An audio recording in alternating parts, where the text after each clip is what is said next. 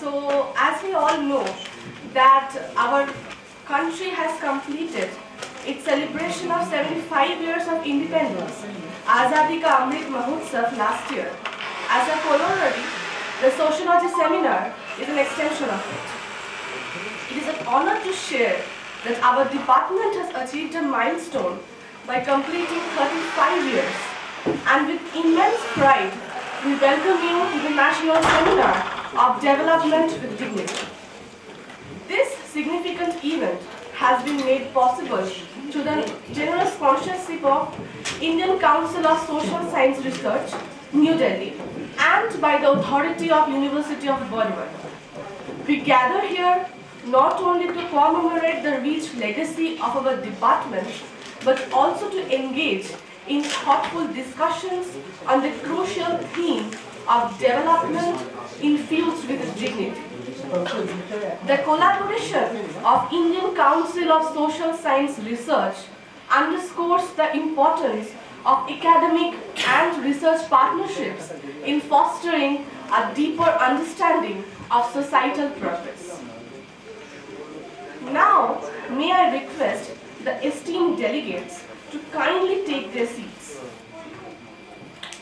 I request our respected Vice Chancellor Sir, Professor Gautam Chandra, respected Pro Vice Chancellor Sir, Professor Ashish Kumar Panigrahi, respected Registrar Sir, Dr. Sujit Kumar Chaudhary, and respected Dean Sir, Professor Pradeep Chattopadhyay, to kindly take their seats on the dais.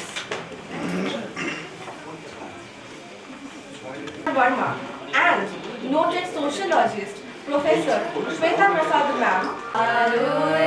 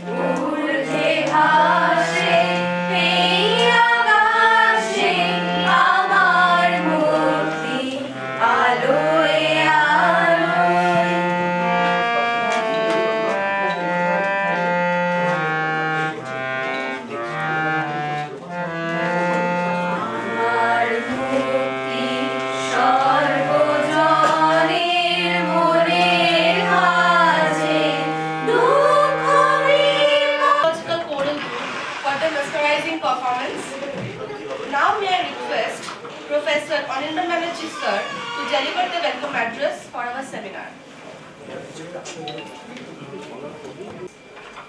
And dear delegates, I wish you all a very good morning. Today we have assembled here to discuss issues relating to development with dignity. Dr. Kadambini Ganguly, to whom this auditorium has been dedicated, was the first lady physician of India. All her life, she fought for women's dignity. We thank the Indian Council of Social Science Research, ICSR, for sponsoring this seminar. Previously, ICSR sponsored another national level seminar in 2004. The title was National Seminar on Contemporary Indian Society, Issues and Challenges. This is not the first time we are holding a seminar on development. Previously, a national seminar on development was held in 2010. It was entitled Discourses on Development. I am also happy to inform you that we at the Department of Sociology are observing our 35th anniversary. We commenced our journey in 1988 and I have been part of this journey ever since. Indians were till recently celebrating Azadi Ki Amrit Mahotsav. We achieved independence on 15th August 1947. The celebrations ended on 15th August 2023 on the 76th Independence Day. If growth and development are to be measured by GDP, then in 1947, India was an undeveloped nation. The GDP was a mere 2.7 lakh crore rupees. It accounted for just 3% of the world's economy. But there is more to development than just GDP. India's population at the time of independence was 340 million. Life expectancy was a mere 32 years. Literacy rate was just 12%. Just 41 million people were literate at the time of independence. These grim statistics clearly prove that the quality of life in colonial India left much to be desired. Indian society clearly bore the hallmarks of colonial exploitation. Colonial atrocities like the infamous Jallianwala Bagh massacre of 13th April 1919. Queen Elizabeth, she came in 1997, but she did not apologize for Jallianwala Bagh. So, and another man-made atrocity, the Bengal famine of 1943, showed that the colonial administration did not care about human life. The colonialists also created a self-serving, servile class of rich landlords whose sole aim was to please their colonial masters and secure favors for themselves. Amai kore dao Rai Bahadur. The colonialists also created a self-serving, servile class of rich landlords. As I said, under these circumstances, a life of dignity under colonialism was impossible.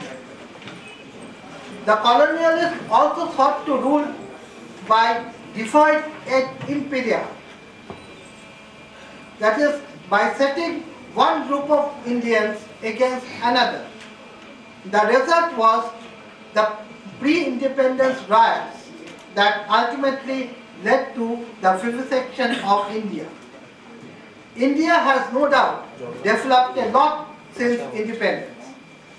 Our country has now the distinction of being the 5th largest in the world with a GDP of $3.53 trillion or $9.69 trillion in terms of purchasing power parity. In 2021, India's population today is estimated to be $1.34 billion and literacy rate 74%. 1 billion people, that is 1 billion Indians, are literate today. So we have developed a lot since independence. But do all sections of Indian society develop with dignity? I will just mention some marginalized groups. Let's first take note of one of the most marginalized sections of Indian society, the orphans. Recently, the Supreme Court asked the center to consider whether the benefits of PM Care Fund can be applied to orphans. I quote, "An orphan is an orphan, irrespective of whether the parents died in a road accident or due to illness," unquote, said Chief Justice D.Y. Chandrachud of the Supreme Court. The bench was hearing a bill. The bench was hearing a bill petition filed by Pourami Pavini Shukla, a law student. The proverbial dog's delay has hit orphans hard. Already, 5 years have elapsed. And the matter is still pending in the court. There are more than 30 million orphans, children in India. They constitute about 4% of India's youth population. India's strict adoption laws mean that very few children get a home. It takes 4 years for an orphan to be adopted. Only 3,351 children were adopted from March 2019 to March 2020. By contrast, 28 million couples are infertile.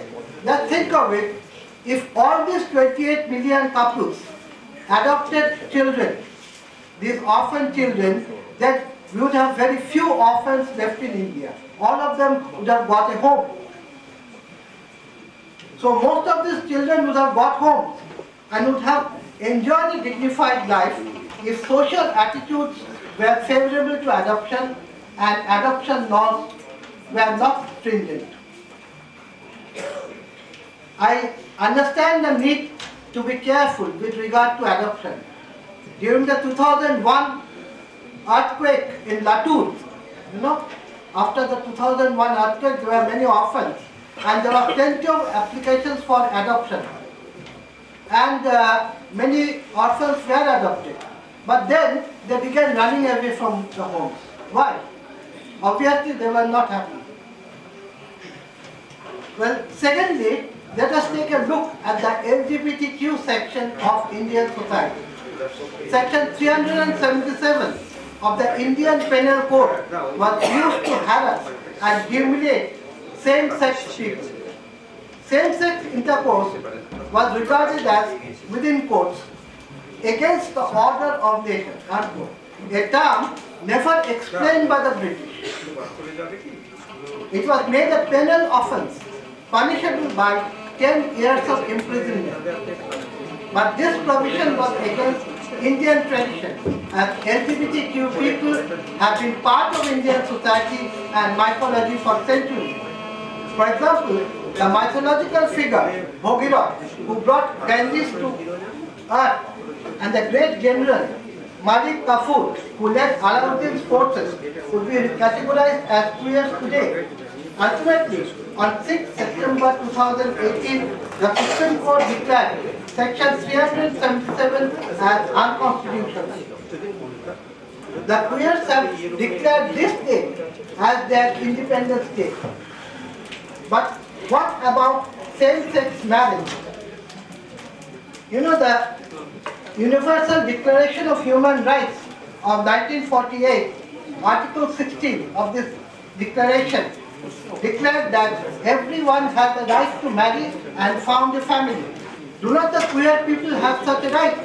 Unlike the previous judgment, which unanimously declared Section 377 as unconstitutional, the Supreme Court, in a split 3-2 judgment, refused to give legal recognition to same-sex marriage in 2023. Our judges asked Parliament to frame laws on same-sex marriage. Will Parliament do so and allow queer groups to develop with dignity? A third set of marginalized people are the women. They are not allowed by Indian society to develop with dignity. From childhood, they are discriminated against. Once upon a time, women had no right to even their own lives.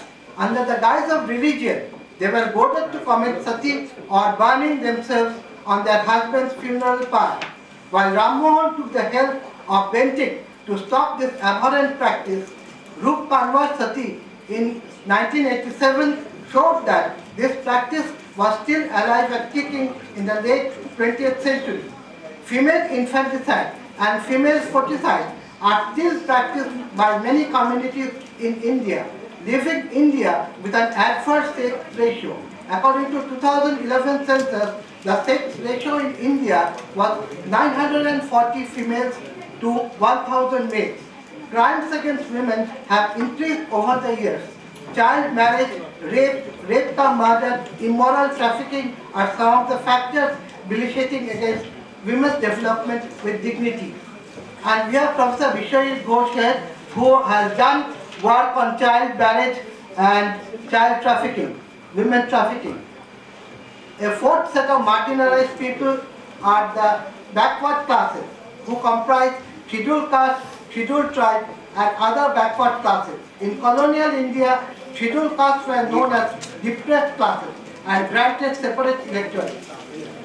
Mahatma Gandhi called them Harijans or children of God. Ambedkar asked them to politically organize themselves. In independent India, scheduled castes have been given reservations in parliament, state legislatures, educational institutions, and jobs. The aim was to enable them to develop with dignity. But upper castes have reservations over reservations of seats or jobs to the backward classes. Whenever the government has taken a policy decision in this matter, it has been opposed tooth and nail by the upper caste.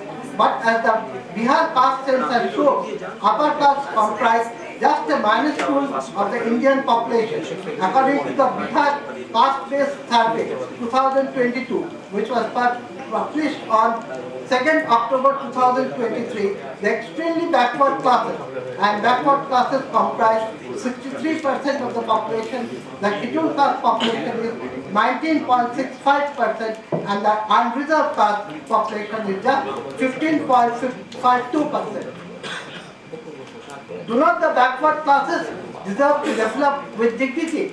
Well, policy decisions to increase the reservations will be taken on the basis of this census.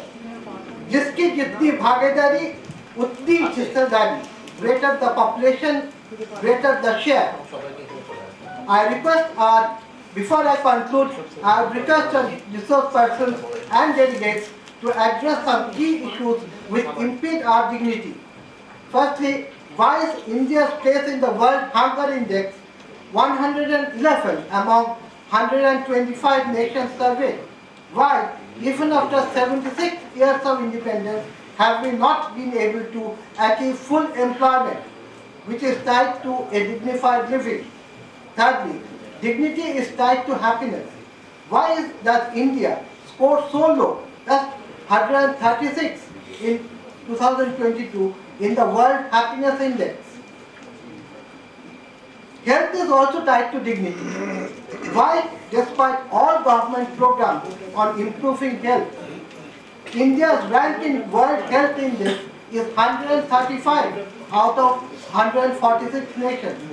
And finally, corruption impedes development with dignity. Yet, India is rated as one of the most corrupt countries in the world by Transparency International, with a rank of 85 out of 180 countries. Thank you. Professor Ruby Sai to kindly take her seat on the dais. Request our convener, Professor Arindam Banerjee sir, and our head of the department, respected Professor Dr. Ananta Kumar Biswas, to kindly join us for the felicitation of our esteemed guest.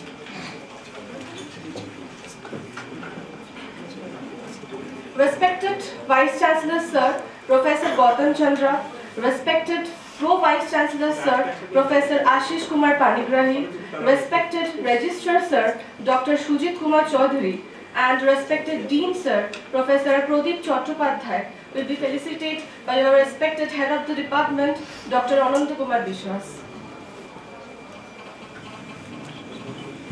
Respected Secretary Sir, Indian Sociological Society, Professor Manish Kumar Verma, noted sociologist Professor Shweta Prasad Ma'am, Professor of Sociology, Banaras Hindu University, Professor Shamita Manna Ma'am, and Professor Ruby Sai Ma'am will be felicitated by our convener of the seminar, Professor Anindar Banerjee sir.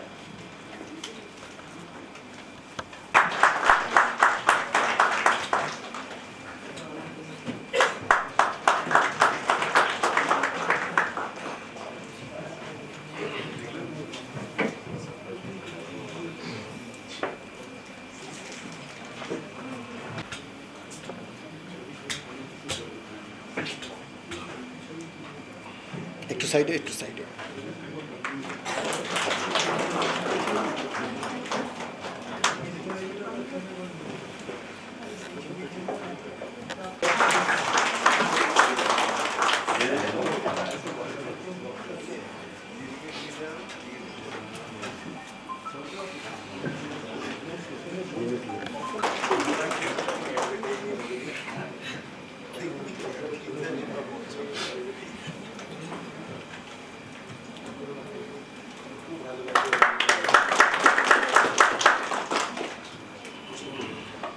The departments of sociology are also actively putting forward efforts dedicated towards the objective of seminar development with the goal.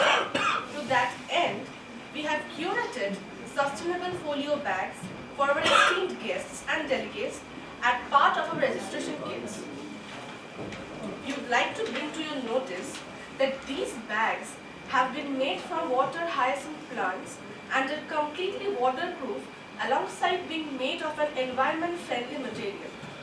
These have been made by small women's corporate society, thus contributing further to the cause of women empowerment.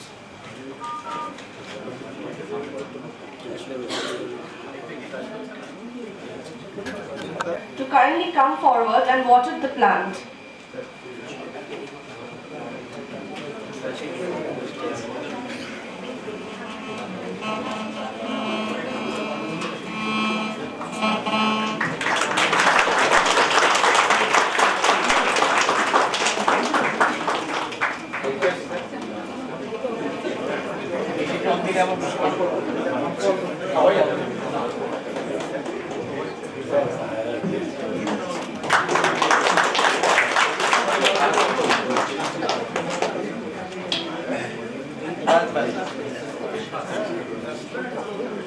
নিচের দিকে দাও বাইরে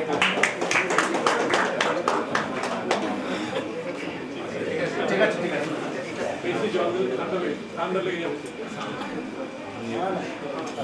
First, Dr. Shourabh Madhur Dey sir, member of the organizing committee and associate professor of Department Sociology, to present a brief profile of the Sociology Department. My reverence to the respected dignitaries present on the dais. Without delaying further, I am just giving a sketch of the departmental profile. The Department of Sociology was founded in November 1988. It runs 3 academic programs on its own, namely MA, MPhil and PhD. The department at present has a seat capacity of about 100 students in its MA course. The department has 5 faculty members. A distinguishing feature of our department is the cordial relations between teachers, students and support staff. Since January 2012, Sociology Department has been collaborating with the Department of Lifelong Learning of the University of Bardhaman to run a self-financing professional course, PG Diploma course in Guidance and Counseling. The department regularly updates its syllabi. National seminars have been organized on various social issues in 2004 and 2010. That apart, since 2011, the department has been organizing on an annual basis the Anjan Ghosh public lectures. The faculty members of the department have done projects sponsored by UGC, Government of West Bengal and UNICEF. All the faculty members are members of Indian Sociological Society, the premier body of Indian sociologists. They regularly participate in national and international seminars. Faculty members have gone to foreign institutes on exchange programs. All the faculty members are members of the Indian Sociological Society. And the department arranged 4 workshops in the memory of noted sociologist late Professor Ranjan Ghosh. Several eminent scholars addressed that event, as for example, Professor Abhijit Mitro, Jacob John Kotkatakayan, Apurva Mukhopadhyay, Kritopriya Ghosh, Dikshit Sinha, etc. In 2010, the department organized a national seminar on discourse on development. In 2018, the department organized 2-day workshop on sociology as a discipline and profession in 21st century. Several students of the department have qualified NET or SET examinations, and many former students are placed in different positions of repute in different academic and professional bodies. Thank you. Now, the dignitaries on the stage are requested to release the souvenir which marks the official unveiling and presentation of the publication.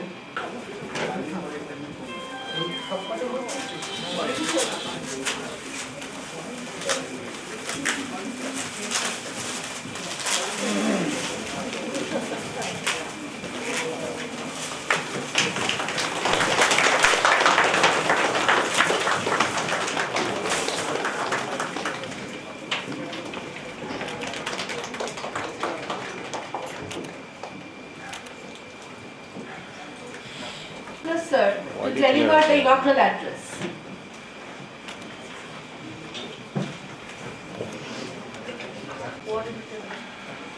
Honorable Pro Vice Chancellor Sir, Registrar of the University, Dr. Honorable Pro Vice Chancellor Sir, Professor Ashish Kumar Panikar, our Registrar, Dr. Sujit Kumar Chaudhary, my elderly Professor Sumita Manna, ex-Vice Chancellor of SKBU, Professor Monish Kumar Bharma, Professor Sheta Prasad, Professor Govinda Chandra Roth, my elderly ex-Vice Chancellor of the University of Pardwan, Professor Vishwajit Ghosh, Professor Anirban Banerjee, Dean Faculty of Arts, Professor Udit Kumar Chattopadhyay, my elderly ex-Dean of Jadavpur University, Professor Ruby Shai. She is also my Didi.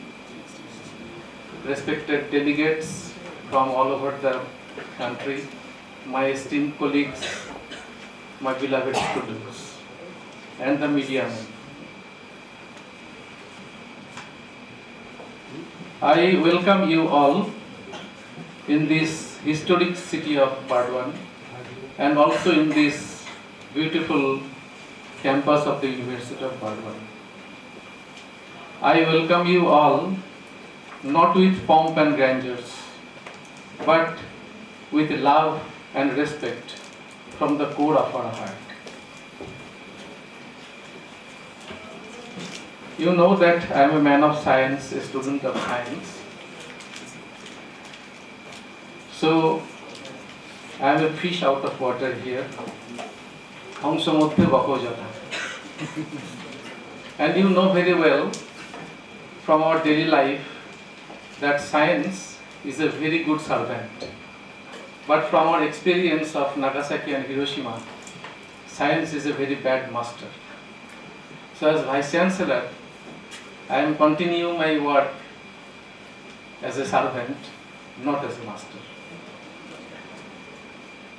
So with the sponsorship of ICSSR, and there is very small contribution from the part of the Bardwan University, this seminar on development with dignity, I think this is an exceptional topic which will be discussed in this 2-day seminar, and I hope this will be a very successful one with your active participation and deliberation.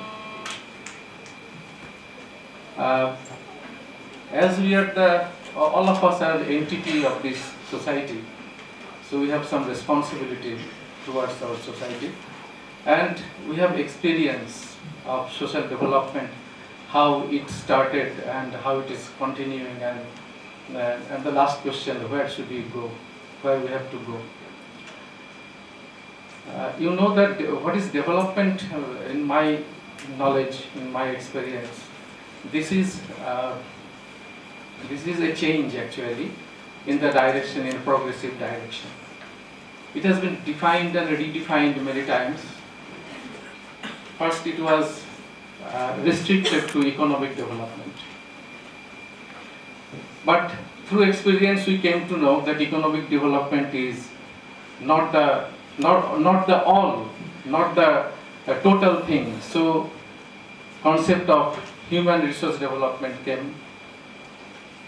When with the use of the automation, you know, the environment has been degraded to a great extent, and from that, sustainable development has come. And I want to convey my thanks to the organizers for presenting us such a bag which is environment friendly, and also with this plant which we have watered. Not only with the quality of the life is necessary for the development, to live for the development with dignity.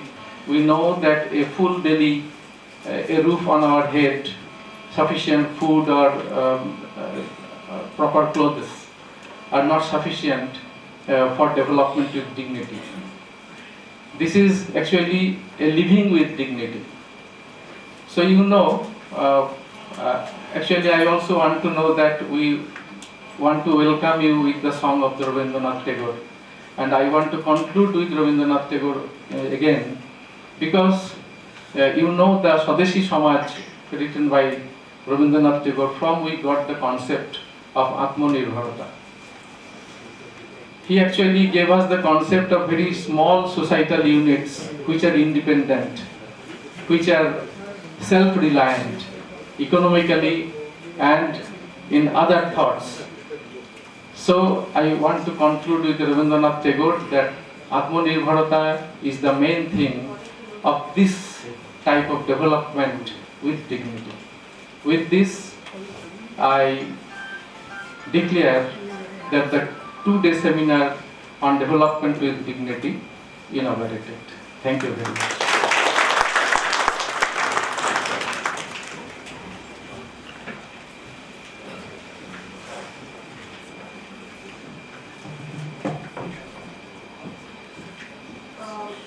I would like to inform one thing, that the cover of the souvenir has been designed by Orchi Banerjee. And now, may I request Professor Manish Kumar Verma to kindly honor us by delivering the keynote address. Honorable dignitaries on the dais, dignitaries of the dais, my dear friends. At the outset, I would like to congratulate the Department of Sociology, University of Bardhaman, for completing 35 years of their journey, and at the same time, I consider myself as very fortunate that the 2 seminars which are being organized by the Department of Sociology concerning development, I witnessed both of them. The first, which was organized by my elder brother, Professor Viswajit Ghosh. I was part of that as a young scholar, and now not so young, an adult and mature scholar, you can say that I'm also witnessing this seminar. So, thanks for inviting me and giving me this opportunity to deliver keynote address on this auspicious occasion of the inauguration of this 2-day seminar. Well, to be very precise, when we talk about development, generally we tend to address that development is a tool, a mechanism, an instrument to attain the desired goals so that the necessities of life can be attained. Moreover, when we try to attain the goals of the life, which we generally say as desired, down the line we also try to ensure that our dignity should also be maintained. We should be able to hold a dignified life in the society, maintain quality of life in the society, and attain all the basic needs which are essentially required for survival on this earth. So we can say that development is an essential instrument to attain the desired goals, so that the people living on this earth can deduce a desired life, which we call within quote as dignified life. However, what would be the limit and threshold of development, and also on a similar scale, how to evolve the parameter for evaluating the dignity of an individual is under debate, and people have different and varying opinions about this. And I think under this backdrop, the seminar has been organized to evaluate, to examine that what had been our journey from independence and what happened after that. So before we go into detail, I'll take you all back to the independence period, from where we started our journey for this, dignity. You see, if we peep into the colonial period, we notice that the dignity was completely missing. We had no sovereignty, we had no independent decision-making power, and whatever development that happened during that period, it was piecemeal, fractured, and trying to advantage the colonial pursuit of drain of wealth from India. As a result of that, you can see the present India is also having haphazard development patterns. Those cities or those places who were at the brink, at the border of the sea routes from where the Britishers came, they got more developed in comparison to the places where Britishers could reach quite late.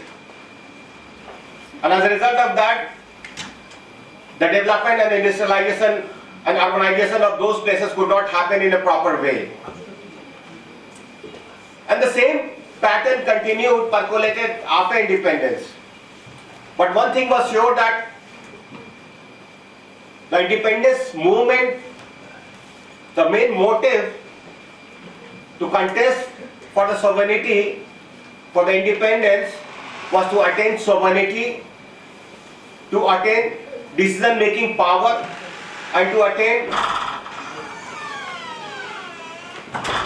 a rightful and dignified lifestyle in an independent India. So, what happened after independence? You see, we came out with an independent and the world's largest constitution of India. Such a constitution which tried to ensure the rights, all the rights which are enshrined in that constitution, that is an instrument to provide us the dignified life in the society. At the same time, to address the economic diversities, economic issues in India, Planning Commission was also constituted.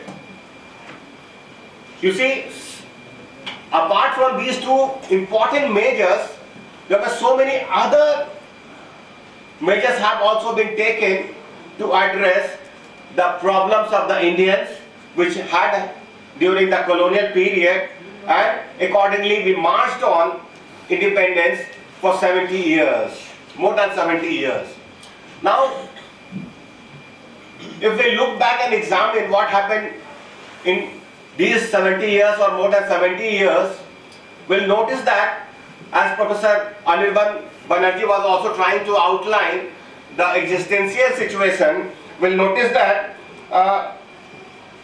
the liberty, equality and fraternity, the concept which we tried to enshrine in our constitution, we could not able to realize those goals. You see, the policies of equality, equity, access, empowerment, literacy, employment generation, poverty elimination, which was deep rooted in our constitution, which was deep rooted in our planning commission and various 5-year plans, after our rigorous effort, that could not able to materialize 100% results. When I say this, I do not say that we have not marched on development, footprints. Although we have marched, but the reason with which we started the concept of Ram Rajya, a society in which everybody will be equal and all our basic needs will be fulfilled, has not been realized so far. And what is the reason behind that? We are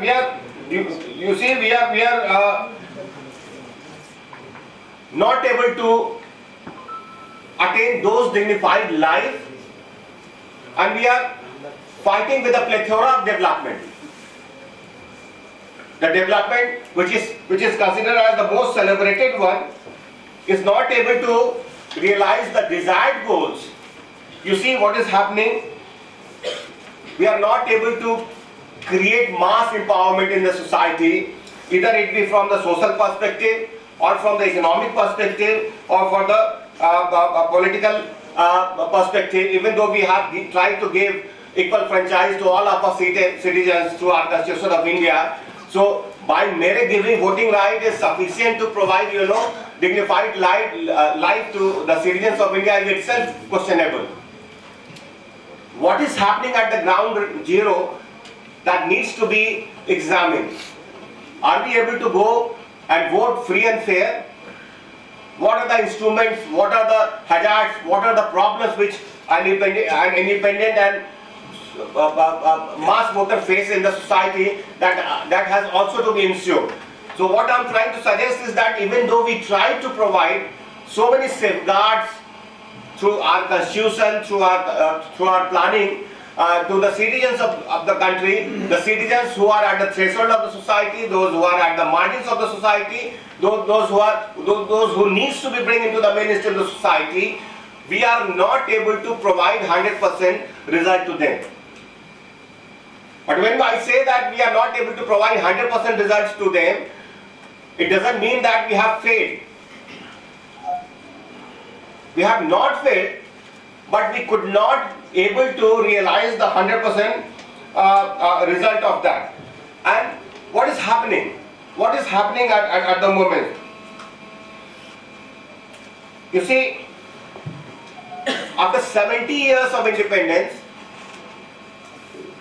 even though we have become the 5th largest economy of the world, and we are vying to become the 3rd largest one, our GDP is the fastest growing GDP across globe.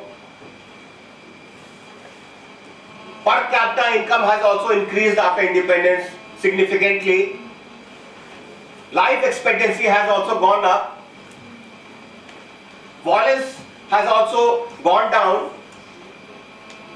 Up to a large extent we could able to address the issue of poverty. There are so many parameters on which we are doing well. But is that sufficient? Is that sufficient? We talk about sustainable development. Such a development which talks about the need, to meet the need of the present without compromising the ability of the future generation to meet their requirements. We also talk about inclusive development. Such a development wherein those who are at the threshold of the society, those who are at the marginals, they can also be included into the mainstream society. They can also be given the fruits of the development of the society. Is that happening in exact reality? You see, that is not happening. Illiteracy is still persisting in the society. As Professor Anirban Banerjee has rightly mentioned that the literacy rate has become 74% in the society. That means down the line 26% or more than 25% population is still illiterate. At such a time, when India is trying to become the superpower of the world, trying to attain the status of the third largest economy of the world, on such a moment, your 26% population is not really literate. Rather, I can say that in the independent India, we were trying to attain equality between men and women. That has also not happened. The women are still considered as second-class citizens of the country, and it can be seen in the prevalence of dowry, domestic violence, discrimination and violence against women at workplace. These are very rampant. You can ask any woman at what kind of problems they are encountering in day-to-day parlance. They are still not considered, they consider themselves safe coming out of their houses in the night. At workplace they are getting so many problems. At the same time, the notion of equity which we enshrined in our Constitution of India is also not able to fulfill. And as a result of that, the economic disparity between the rich and the poor has further enlarged in the independent India. And I can say that as the pace of development accelerated in independent India, the disparity between the rich and poor has further enlarged. And this is not a good sign. And I can cite some data in support of my argument. The income between the rich and the poor was in the ratio of 3:1 in the year 1820. Now after economic liberalization, you can see this ratio has enlarged in the form of 1:72. That is not good indicator, and that does not, affirms our dignified lifestyle in the society, because those who are at the pyramid, those who are at the bottom of the pyramid, they are getting enlarged, and those who are at the top of the pyramid, they are getting shrink. They are getting very thin. The estimates of the Tendulkar Committee underline that 37.2% of the country's population still live below poverty line, and if we divide that population into the rural and urban folks, we notice that 41.8% population are living in the rural area and 25.7% urban population is below poverty line. And when we say below poverty line, that means they are not able to fulfill their basic needs. The basic needs of food, water, clothes, home, notwithstanding that rapid economic growth has happened in India in the era of LPG, liberalization, privatization and globalization. I can further substantiate my argument with some more data by saying that in signs of rising income inequality, India's richest 1% population now holds 42.5% of the country's total wealth, as against 2.8% held by the bottom 50% population. This data is given by Oxfam, and it is an eye-opener. The pursuit of dignity is missing somewhere down the line.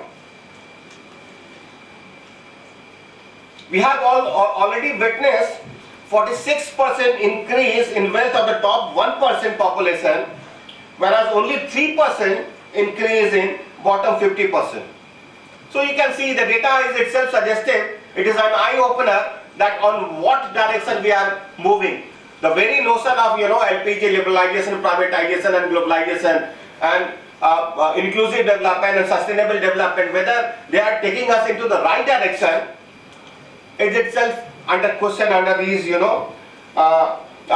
data. Again, we are celebrating the fact that we have become 140 crore population of the world. While saying that, it is the productive capital, it is the working capital of our society, and it can be helpful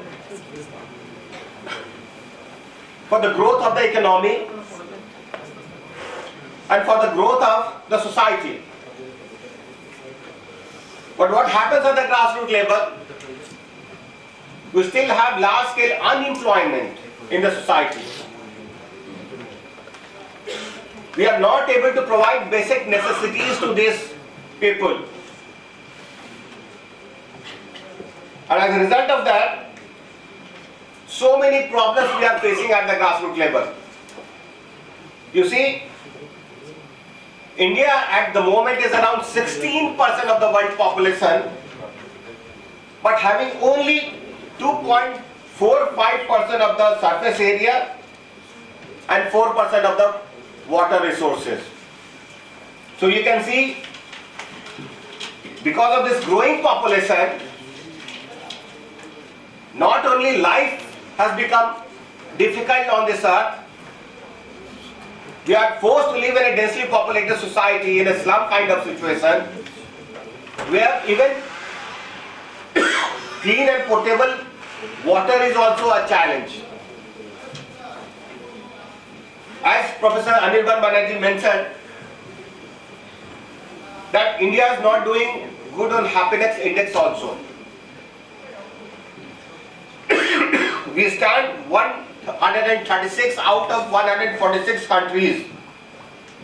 However, again it is a matter of debate whether a Western parameter can be adequate to measure the happiness index or not. And again, if we quote Professor Dipankar Gupta, he has written a monumental book, Mistaken Modernity, wherein he writes that if the dignity of an individual is maintained in the society, then only we can say that the society is dignified or modern. So we need to assess, we need to examine that where we are standing right now,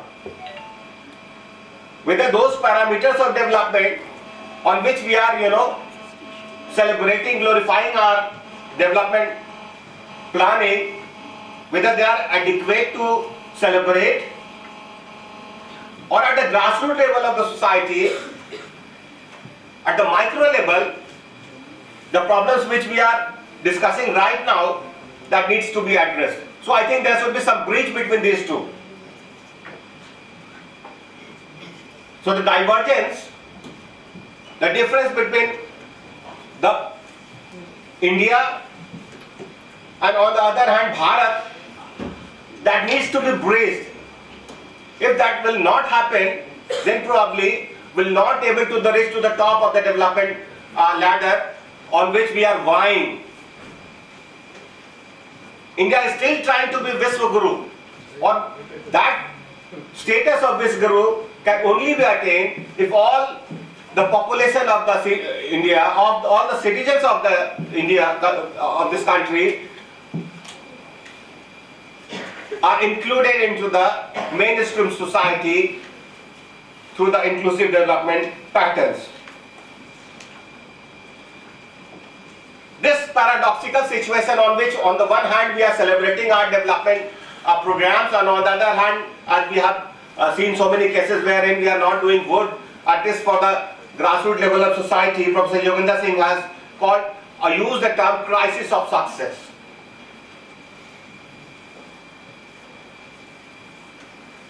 We have success stories, fully glorified success stories, but in that belly of those success stories, we have seeds for the crisis for a large scale population. And we can see in the instances of Narmada, Tehri, Koel Karo and such other development programs wherein large scale population has been displaced, involuntarily displaced on the name of development, and these populations, they could not able to regain their previous standard of life despite all the best effort put in by the government machinery. When we talk about Save Western Ghats, Chipko, they are considered as the most celebrated environmental movements in India at the moment. But what is that behind? The movements which are masked as the most celebrated environmental movements are down the line economic movements. Ramchandra Guha, he had written a monumental book, The Unquiet Woods. In that book he writes about the Chipko movement and says that the most celebrated Chipko movement of India, which is considered as the environmental movement, is down the line at the grassroots level is an economic movement. And those who are living in jungle, those who are dependent on jungle, in safeguard of their economic interests, they started that Chipko movement that later on our celebrities called it as the environmental movement. See what happened because of this development induced displacement. In last 4 decades, over 20 million people have resettled from their places of inhabitance, from their occupation, and as much as 75% of them have not been rehabilitated so far. And it is a very, very alarming situation, because out of those 20 million population, more than 40% are tribal. As we know, our Vice Chancellor is maintaining busy schedule. Right now he has another appointment. So we are very grateful to him for presence here. And now we honor him by clapping.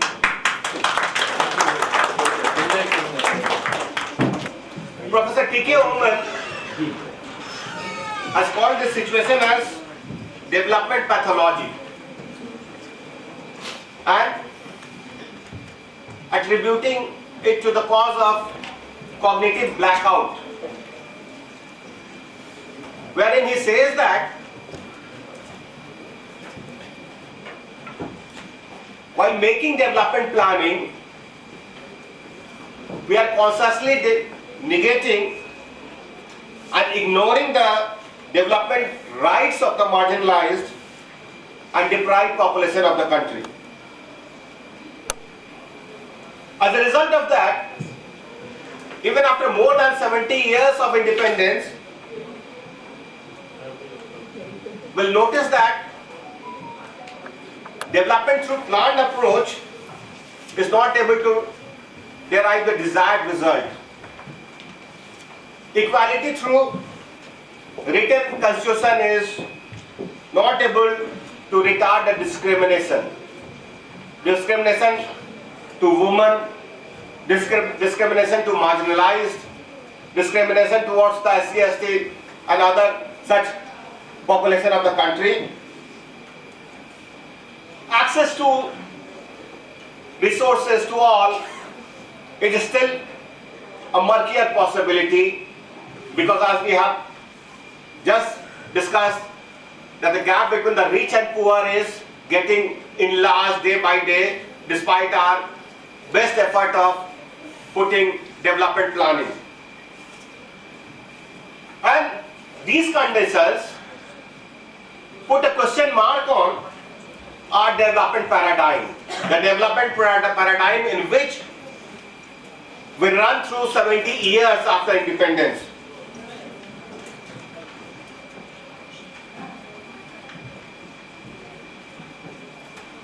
I can say that at the moment 3 Ds have increased or enhanced in the society, and these 3 Ds represent disparity, discrimination and distress, and these are marring the possibility of providing a dignified life in this society. Under these circumstances, the critical question is how to eliminate discrimination, which is deeply rooted in the society, or to put it other way, how to bring parity by reducing disparity between the rich and the poor, between the powerful and the powerless, between the haves and the have-nots, between the powerful and the marginalized communities in the society. Do we need to evolve a development alternative? To quote Jan Niederwing Peters, seeing the trajectory of development after independence, we can safely underline that the thrust of development should shift from government-centric to people-centric, rich people-centric to the deprived people-centric, and urban industrial-centric to rural, tribal and peasant-centric. And therefore, the path of development with dignity, which we can call as Atmanirbhar Bharat, should be to reduce economic disparity between the rich and the poor by formulation of such policies and of development plans which keeps tribal, marginal and the deprived at the center stage. Secondly, participation of the deprived community and the marginals, and most importantly excluded stakeholders in the planning and development activities, which by and large involve their fate. At the same time, focus on inclusive and sustainable development with increase in literacy, GDP and per capita income is need of the time, so that we can address these issues. And lastly, evolve a local model of development by which mobilization, flow and access of resources should be both ways, in order to attain uniform, sustainable, inclusive and comprehensive development. In the last, I can say that the Government of India, by realizing these problems and seeing this grassroots level statistics, came out with so many steps in recent past by rolling out very promising schemes like Pradhan Mantri Ann Suraksha Yojana, wherein effort has been put in to provide food security to all by providing basic minimum grain to all the people who are below poverty line. At the same time, we have also seen Garib Kalyan Rozgar Abhiyan, which is trying to address the employment problem in the society. At the same time, Prime Minister Matsya Sampada Yojana is for those areas where water is in abundance and fisheries can be developed. Prime Minister Kisan Samman Nidhi is opened up for the farmers for the agriculture development. Jal Jeevan Mission is for rural development. Kisan Credit Card Scheme has been started for supporting the cattle farmers and fishermen. Again, there are some schemes for particularly vulnerable tribal group which is named as PM PVTG Development Mission.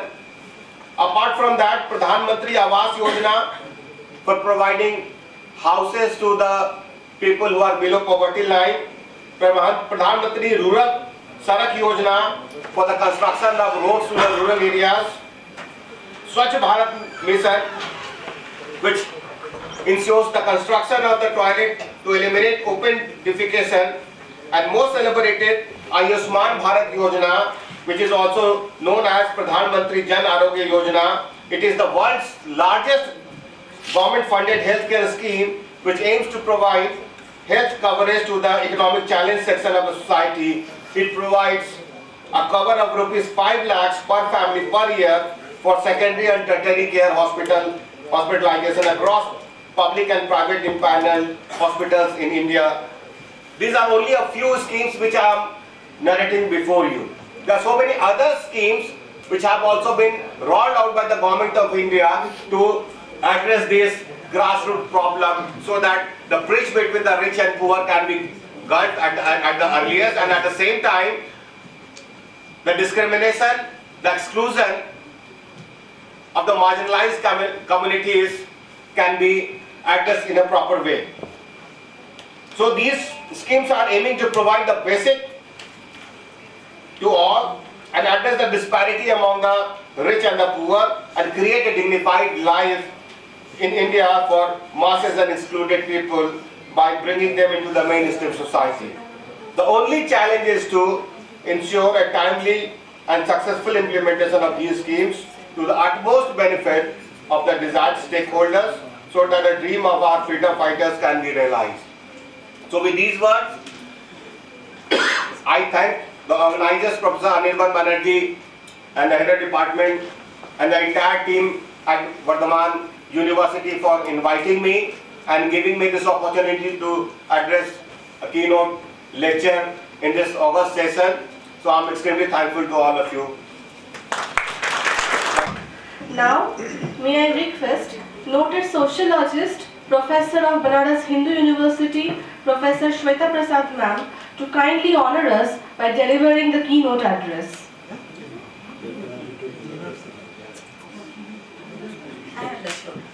And dignitaries of the dais, students, friends, media persons, purpose is present here. So I understood what she wanted to say. Actually, I have been requested to chair this keynote session, and I would like to say that only one line, that wonderful presentation, Professor Manish Kumar Verma.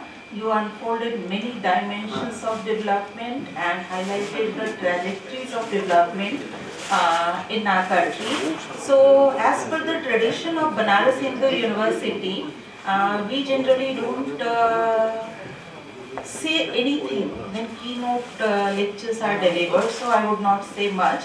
We will meet tomorrow, where we will discuss development through a gender lens at 10 a.m. Thank you. Pro Vice Chancellor sir to kindly come forward and deliver the inaugural address. It's not morning, so good afternoon to everybody. Today I am very much delighted to be present here in the national seminar organized by Department of Sociology of our university. Because the topic of this seminar is very interesting, that is the development and dignity. These are very important aspects of a coin, because dignity is required for the development, as well as development is required with dignity. So thank you to the organizers, especially Professor Anirban Banerjee, the convener of this seminar, and Professor Ananta Vishwas, head and co-convener of this seminar, and other faculty members, staff members of this department for inviting me as a guest of honor. First of all, I convey my heartfelt gratitude to our Honorable Vice Chancellor, Professor Gautam Chandra, then Professor Monish Verma, Secretary, Indian Sociological Society, New Delhi, and Professor of Ambedkar University, Lucknow. Then I welcome Professor Shweta Prasad, Professor of Banaras Hindu University, then Professor Sumita Manna, my dear Didi, we were colleagues at Kalyan University, and former Vice Chancellor of Sidhu Kanu Birsa University, and former Professor of Sociology, Kalyan University. Professor Ruby Sain, she is also very much associated with me for a long time, as initially we worked together in government organizations. I welcome you, madam. She is former Dean of Arts, Jadavpur University, and now Senior Professor of Banaras University in Sociology. I am also thankful to Professor Biswajit Ghosh, the Senior Professor, retired Professor of this Sociology Department, as well as former Vice Chancellor of this University. Then Professor Pradeep Chattopadhyay, Dean Arts, Professor Dr. Sujit Kumar Chaudhary, Registrar of our University, Professor Govindra Chandra Roth, G.B. Pant Social Science Institute, Ahmad University, most welcome to you. Professor Soumojit Patro, Professor of Sociology, SKBU, Professor Santosh Pal, Professor of Philosophy of our University, and other dignitaries present here of the dais, the participants, the researchers, students, and anybody else present here. Welcome on behalf of the University of Bardhaman. So this seminar, I want to say something, few words, that development with dignity. Because we know India is achieving its 76th Independence Day with so many developmental programs related for the development of the socio-economic condition of the downtrodden people of our country in different schemes, implementation of different schemes. But still we are lagging behind as per the literature review. So when we say someone or something as dignity, we mean they have worked beyond their usefulness and abilities to possess dignity, each to have absolute, intrinsic and unconditional value. So dignity is the right of a person to be valued and respected for their own sake, and to be treated ethically for their development. So at its most basic and concept, of human dignity is the belief that all people hold a social value that strives solely to their humanities. It has nothing to do with their class, race, gender, religion, abilities, or any other factors other than being a human being first. The term dignity has evolved over the years. So universal human dignity is a fundamental principle of human rights.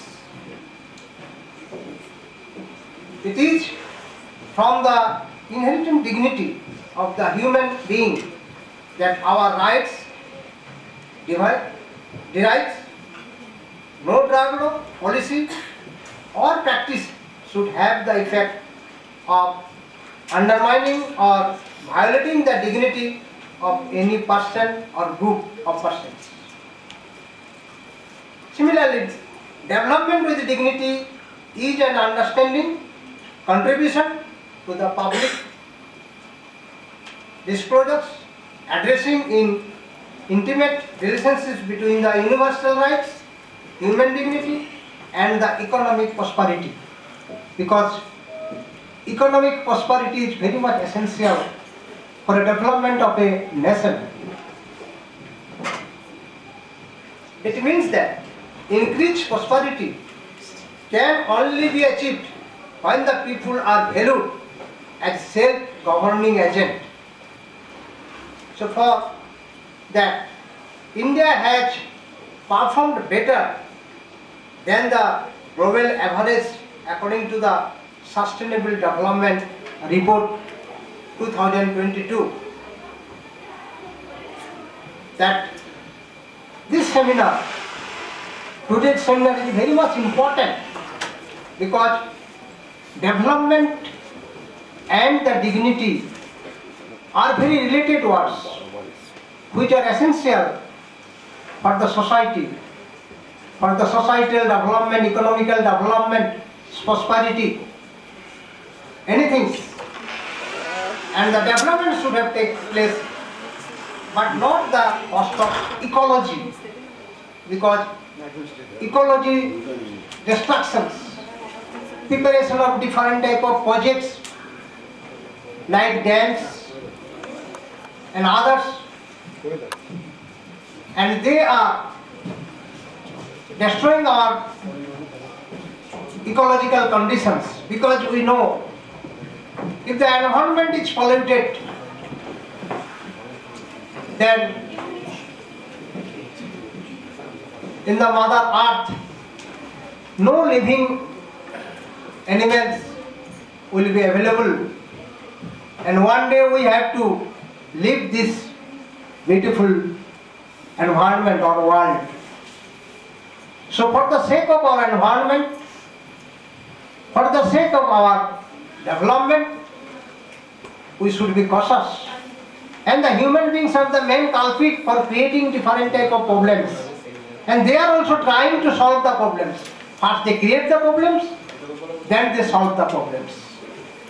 And all these things are very much valued, should be screened in proper ways, so that we can get a concrete development for the interest of the people, for the interest of the mankind, for the interest of the environment and earth.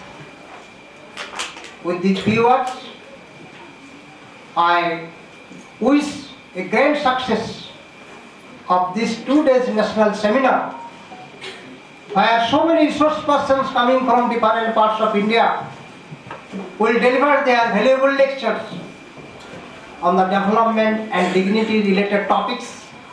And I think the participants, the researchers, the students of our university or beyond our university who have participated, they will be benefited. Thank you again to the organizers for inviting me to say something. Thank you to all. Namaskar. Sir, now I may request our respected Dean of Faculty of Arts, Professor Pradeep Chattopadhyay sir, to kindly come forward and deliver the inaugural address. Respected Vice Chancellor Sir, respected Pro Vice Chancellor, Registrar and distinguished guests and speakers who have taken the trouble of coming over here and gracing this occasion. Well, I must first express my thanks to the organizer of this seminar for inviting me to remain present in this inaugural session and sharing my views, though I have very little ones, on development with dignity. Well, we all know there's a very good book written by Amit Bhaturi, Development with Dignity, and though I have not read the book, but I have gone through the review of that book and I have come to know what it actually means. What is the definition of development with dignity? Well, we all have been engaged with lots of academic discussion on sustainable development, and I think development with dignity is nowadays at present catching the popular imagination of our country. And I hope in the coming days, in the same way as sustainable development, development with dignity is going to take the center stage of our academic discussion.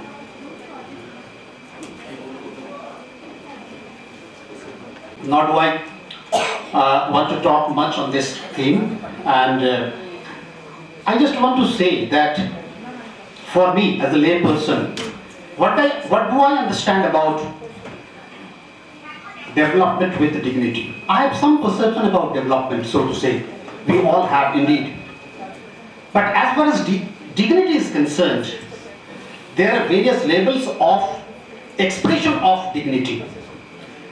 I mean, if I think in the way that Russia, being a tremendously developed country, is it behaving the dignified way, the way it is expressing its aggression, invasion towards Ukraine? Can we think about development and dignity in terms of the way the Hindu minority being smashed, being killed in some of the neighboring countries of our nation? And similar, there are several other questions that can be taken into consideration, that we can put before you, where we can find lots of contradictions between development and dignity. Even at my own individual level, at my own family, if I take this understanding to my own family, do I behave always in a dignified manner? I consider myself educated, I consider myself well developed in all respect, but when I am under stress and strain, is it possible for me to always behave in a dignified way? My answer is no, certainly no. I cannot. Because when I am under strain, when I am under stress, the very trait in me, the very character in me comes up and it gets your own way of expression. I fail to control myself. This is where we need a mechanism in place to develop ourselves in a dignified way. But that dignity is not difficult to achieve, in the sense that people in the society, we all know different people live at different levels of existence, and their economic establishment, their education, other variables do determine the kind of life, the standard life that they are going to lead, and they accordingly define dignity or development with dignity in their own terms. We cannot dictate them. We cannot say that, look, this is the set standard, set definition of development with dignity and you need to adhere this. This is what I think. Because development with dignity can be addressed at different levels in different ways. I'm sorry I can't speak much.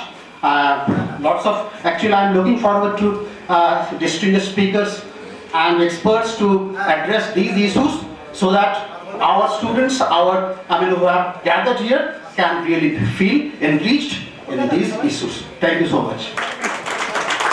Sir, now may I request our respected head of the department Dr. Ananta Kumar Vishwas sir, to kindly come forward and deliver the vote of thanks for our inaugural session. Honorable Co-Vice Chancellor, Professor Ashish Panigrahi, Dean Sir, Professor Pradeep Chattopadhyay, dignitaries, delegates, our students, ladies and gentlemen, good morning. I stand before you today as the head of the Department of Sociology at the University of Bardhaman, filled with gratitude and immense joy as we bring the curtains down on this enlightening national seminar. I'd like to mention here, whenever we conceptualize the seminar, then Professor Vijay goes in service, and then he guided us, give valuable suggestions so that we can able to organize the seminar. It is indeed an honor to extend my heartfelt thanks to each and every one of you for gracing these occasions with your presence. First and foremost, our deepest appreciation goes out to the distinguished speakers present here.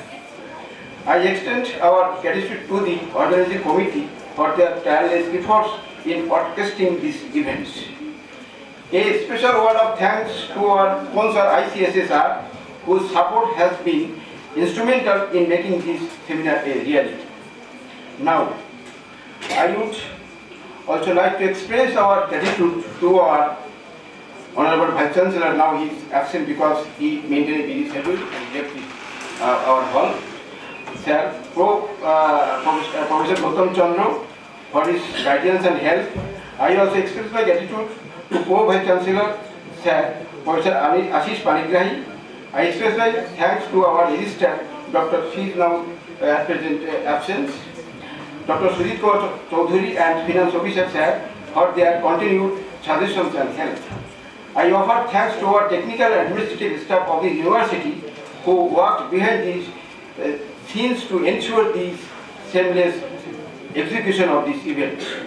Last but not least, I want to express my sincere thanks to each member of the University Department of Sociology, our beloved students, for their unwavering support and hard work. As we going to reflect on today and tomorrow, let us carry forward the spirit of collaboration and inquiry that has defined this seminar. Maybe relationships found and knowledge shared continue to inspire meaningful contribution to the field of sociology. Thank you once again for being a part of this incredible journey. Thank you. Thank you, sir. We shall now go for a brief tea break. Tea would be served just outside the hall in the corridor.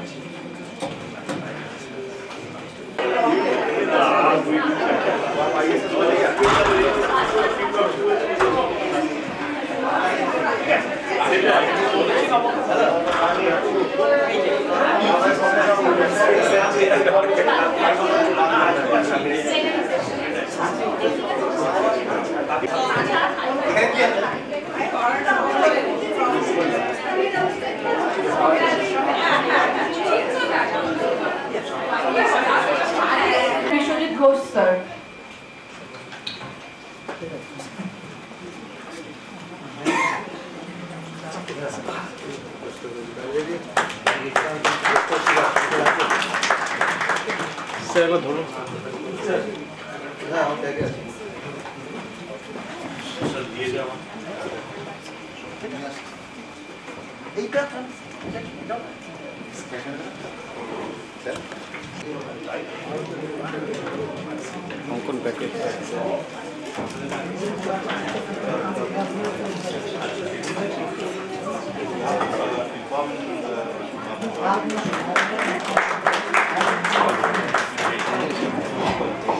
Now, I would like to hand over the charge of plenary session to moderator, Professor Head of the Department, sir, to kindly felicitate Professor Ruby Sai ma'am and Professor Shamita Banman ma'am.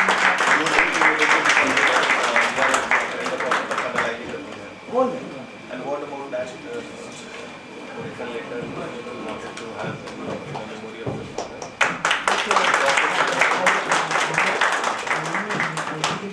all. We are beginning this first plenary session, and obviously the scholars sitting close to me are all galaxies in Bengal and outside Bengal. You are all known to them. I will begin by the list given to me. I think the first name listed is Professor Govinda Chandra Roth, and Professor Roth, you are given 10 minutes time to you can sit down or go to the guys. Don't go to the guys. So 10 minutes each, and then maybe we will take up all papers for discussion later on. Okay? No question in between, please. Yeah, you go there. Okay, Professor Ghosh is a colleague of mine from the Department of Environmental Science. Is very active environmentalist of the country. So obviously there is an environmental dimension of the dignity question that we are raising, and Professor Ghosh is going to address this question. So over to Professor Ghosh. So good afternoon, which is basically meant for the scientists of social scientists, but I am coming from the another background. Obviously environment, which is based on the three big pillars: social development, economic development, and environmental development. When you are talked about the sustainable development, there are three big pillars. According to the British book, Blueprint of Survival, it is based on these three pillars. If you talked about the bottom line, then you have seen in 1974 that the book which was published by John L. Kington, that is three big pillars. Still then we can say the present modern civilization or human civilization is facing a big problem. It is facing the procrastination and prevarication. Already the multiple back-breaking crises entangled us because we didn't listen the lesson from earlier.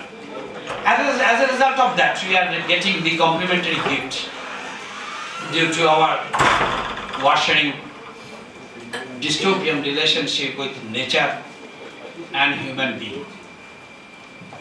So before going to UN Millennium Summit in 2000, we can say this sustainability was a big question. It was made in 1995 by a group of scientists, a group of social workers that is known as global scenario groups. And these global scenario groups, the precursor was global transition initiatives. And they are the international body, and they have prepared the channels which is called global scenario in three different ways. One is called traditional ways, the conventional ways, then the barbarization, and lastly that is which is called new paradigm. So the sustainability of this question, which was raised by our Prime Minister in 2020 before the inaugural function of TERI, that means Tata Energy and Research Institute, in 2020, 10th and 12th of February. He talked about two things. One is health for the people, next health for the planet. Considering the ecological restoration, which is the basic means for this sustainability, it comes to end as and when we have seen that the Millennium Development Goal succeeded by Sustainable Development Goal with 17 targets or 17 goals and 169 targets. I can request my students, dear students, those who are present here, they can take the opportunity how to measure these parameters which is mentioned in 232, these targets. So you can take, suppose starting from the zero poverty to partnership. As you have seen in the last People G20 meeting, Vasudhaiva Kutumbakam. This Vasudhaiva Kutumbakam, this one earth, one family, one future. In 1972, in the Stockholm Conference, it was delighted to take the theme in 1972, the 5th of June, whenever we have taken this consequences of environmental development in the relation to human being, that is only one earth. But after this 18 years, we have taken again only one earth. Take care and share. And you will be surprised to note that even the 50th of this anniversary, the same theme was taken, only one earth. When the people like our Dean sir is talking about that the dignity, what dignity? If you talked about the integrity, until and unless you are behaving in this way, what you are thinking? If I say, we are using these plastic bottles, is it not? But these 5 plastic bottles, it will produce 1 kg of carbon dioxide. Have you ever think about it, that how many of it we are recycling? Immediately after leaving this classroom or this seminar room, we will just make it throw in Mumbai. That means not in my backyard. So I used to think about it. I used to throw it in my backyard. So this is the strategy. When I will be surprised to note even then today, when Professor Ananta Biswas giving this flower to my friend, to me also. That means I do not like to waste anything. If I use this bottle, I can reuse it. If you go to Sweden, then you will see, as and when you are using one bottle of this mineral water, you have to pay something. Whenever you are paying something, that means after that, you will gain that money as and when this should be recycled, this should be reused. So sustainability lies on that fact. If you can keep these resources for your future generation without harming the planet resources as well as the biological resources. And all you know, this human development or human progression or human population, by last 2 decades, it's become double. Today, this is November 29th, it is 8.1 billion. And what we have done it? And we have tripled it, the production of this biological resource to meet up the sources of protein. So the question of sustainability, when we are talking about the poverty or zero hunger, we are keeping so many things that it should be zeros. But we have think, as it is mentioned by Professor Dharma, that India is taking so many efforts to make this. Suppose sanitation or the water. India is the 17th water stressed country in the world. We have faced the music of the Latur, as and when we have seen the water is coming from these sources. Why?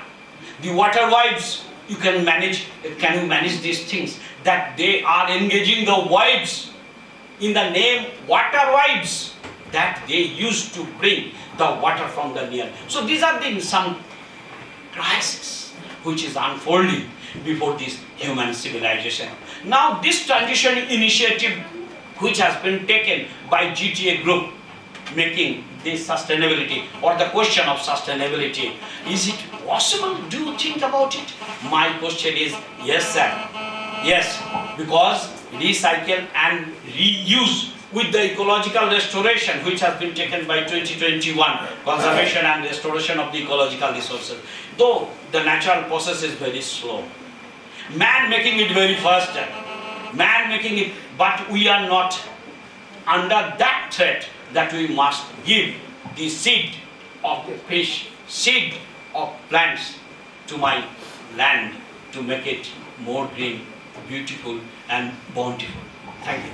Thank you. 8 minutes. The time limit was given was so environmentally time also is important. Let me now invite my former colleague Govinda Chandra Roth. Incidentally, he was one of the founding teachers of this department, and he taught Ananto and many other students. So later on he joined Govinda Paul Institute of Social Sciences in Allahabad. So it's over to Dr. Roth. You want to? Okay. You can sit down. You can sit down and talk. My topic is participatory development and dignity. So let me define what is the participatory development. Participatory development is defined from the concept of mainstream development. So participatory development means where the community needs is taken and community itself is participating. That is the participatory development. And it is different from the mainstream development. Mainstream development often creates the displacement, destruction, that. But participatory development is not that. So there are direct communities participating. So true it is that what happens. But I am taking to you to the Chhattisgarh, a tribal community area where we are working, which is among the people. Then this year, what is the partner? This is the millet, international millets year. So we introduced the millets to among the tribal. What happened, you see, one of the tribe, what happens, he planted the millet crops in the line. Because earlier what happened, you used to sow it like the paddy. And sow it here, seed. But here what happened, you see, that the person is taking the limes. Okay? So why it is? Because there is a Sri cultivation that they follow in the paddy cultivation. Next. So here you see that they are using that cross only the bond where that is unused land. Because soil it was partially introduced, so they have put into the bond of the this pond. Next. So here you see, there is the imply, they try to understand, if you will cultivate, you may not get the proper crops. So there what happens, these are the mixed crops. Mixed crops with the millets, along with the lakra, if you want to local thing, and also radish. The three mixed crops that they have started to do. Next thing, you see, what happens here, you see, this is a concept. Some of the young generations come, they couldn't understand whether it is millets or grass. They cut it out. So this is the development message. When the development message is properly doesn't reach to the people, that may be converted into the destructions. Next. Here you see, now the earlier what happened, whenever somebody is produced, it is only meant to the consumption. Okay, nowadays the farmer becomes the habituated that how much he can cost, if he compare that whether what input I have given, what output has to be given. Everything is measured. So this is the change has taken place, and this is the message of the development. Whenever you participate, development will come. The person will try to at first understand the whether whatever input I have given, whatever output has come. So why I am giving this example? The development don't understand. The development only go on flood like this. Because who they participate, they understand it, whether what type of development I will imply, whether I will get it or not. Immediate after the harvesting, what happens the measure, how much I am getting. Next. So here what happened, so all this effort we have seen, that is the individual oriented development program. Here you see some collective people, they have formed the SAG and started cultivating the maize. We are helping them. So you see here all the people, they came together to harvest these machines. So this shows that when the development will start at the initial stage, and then when the people will reach, what happens, they use the machines to take it. So here you see that is one type of crops where you get a tandoor roti, where you make, that is brought out from these things. One primitive tribal groups started to cultivate this is called tau cultivations, TAU, tau cultivation. What happened, this person who is a primitive tribe, but here what happens, he learned it from the Tibetan person, those who are established there. Because what happened, earlier what happened, you see, how the primitive tribes, they learned the development process. At first he worked on the lands of the Tibetan people. They came to know that how this crops is cultivated, because it's highly benefited crops. So gradually what happened, the primitive tribe learned it and started cultivating it. So you see, this is the example that how the participatory development, how the individual himself is progressing and accelerate the development process. Next. Here what happened, another thing we are taking. Till yet that I told you that how the individual oriented development program. Here is the example of this community development program. Recently what happened, we have introduced some program that is that some class, from the 6 months to 3 years old, for them a crash has been created in the tribal area so that the children will come and sit there. So here what happens when I started this program, the community themselves has involved in it. Okay, they see that the room they are constructed and the door is repaired. Next, you see if all the women they are controlling the oven so that the food will be prepared there. Next.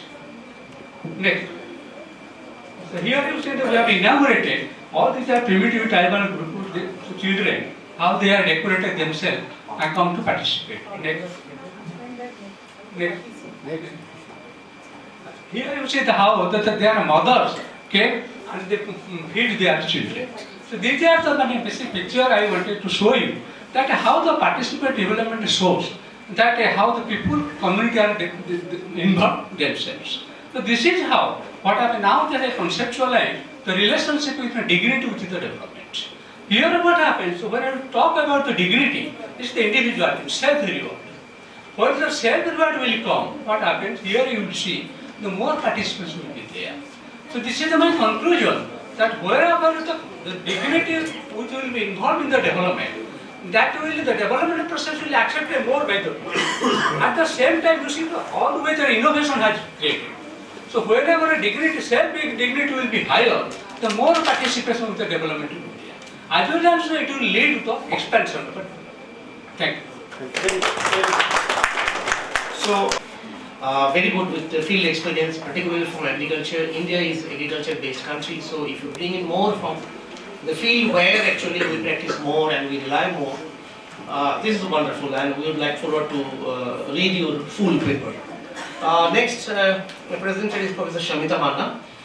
Professor Shamita Manna is known to all of you probably. Let me again reintroduce her. She was former Vice Chancellor of Shidukano Vishay University, Purulia, and she also retired as a Professor of Sociology from Kalyani University, and she happens to be a teacher of many of us, including some of my colleagues.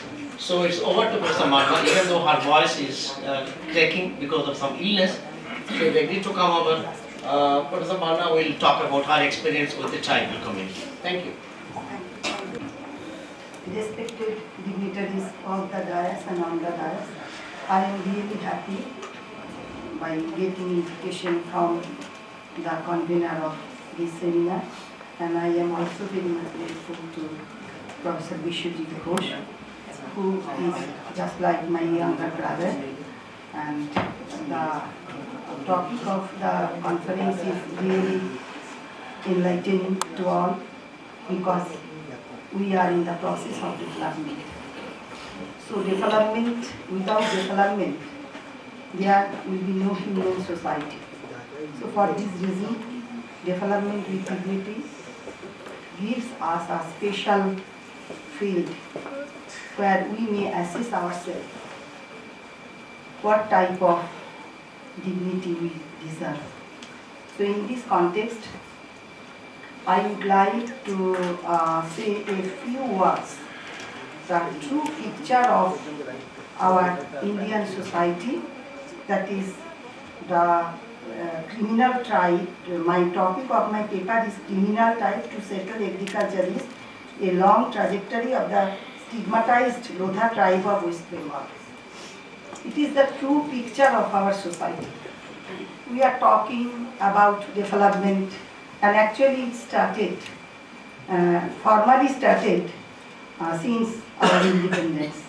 Through our constitution, we tried to change our society by giving inputs in the form of equality, freedom and justice. But till today, after 70 years have already passed, and we failed to achieve it. So what are the factors behind it? This is our pertinent question. Because each and every year, lots of development programs have been launched by our central government, by our state government, and also we are able to see, and we know how much these development programs are going to be effective. Because most of the cases, the all development programs are not able to enrich its goal. Why? Because already we know that India is a special type of country where some sort of exploitation, some sort of biasness are already there. For this reason, the marginalized sections, though different safeguards are already given to them, but marginalized sections are till today they remain marginalized section. So today my lecture contains field view of a particular tribal group, those who are known as the Lodha. Lodha, they are the tribes, mainly they stay at Bengal, Odisha, and a few are in Bihar. This Lodha tribe, they were in the 1871, they were declared as the criminal tribe by the then British government. So we know that British government during the colonial period, they did many wrongful acts for the marginalized sections or the group of people or the communities, those they didn't like. Even they didn't know about their socio-cultural history. That was the big gap between the colonial period and after colonial period, because they were quite dark. So according to their own assumption, they declared a few communities, they may be the tribal or may be the caste as criminal tribe, because they are quite unknown to them. So for their self-ruling and safe ruling and good safe ruling and creating a good atmosphere, they somehow they marked particular groups of people as criminal tribes. And in this way, in the year 1837, they affirmed 237 communities are criminal tribes, though caste people are also within this. And the Lodha tribe, including the other caste people, also the Bauris, Sanasis, and other many caste groups are also within this particular group. But after getting the status criminal tribe, the Lodhas, they became stigmatized day by day, and they were isolated from the mainstream of population. And also you know that in the year 1878, due to the implementation of Forest Act, they were forced to come to the mainstream areas, because the forests were not used. They were not able to use forest for maintaining their day-to-day activities. But these Lodhas, they were the forest dwellers. They lived in forests, and they are not only they fulfill their economic needs there, but their socio-cultural activities are also fulfilled living within the forest. So when they are pushed back from the forest, naturally they were in crisis, and due to their crisis, for solving their crisis, they were engaged in different types of criminal activities. But after the declaration of the British government, the Act in 1987, that they were the criminal tribe, then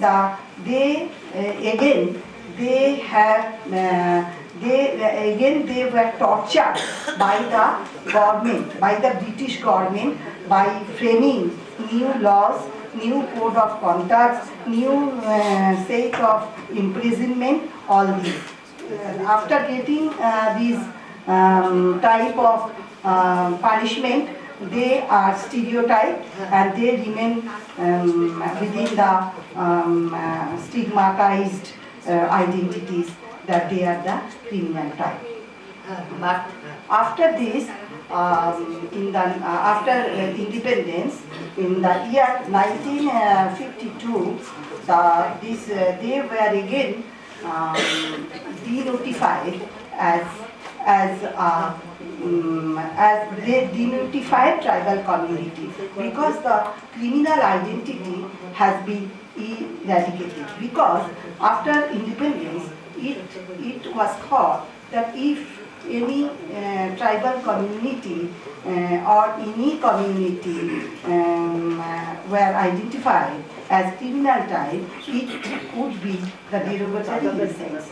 So, after independence, in the year 1952, this derogatory term, criminal tribe, was eradicated and they were identified as denotified community, tribal community.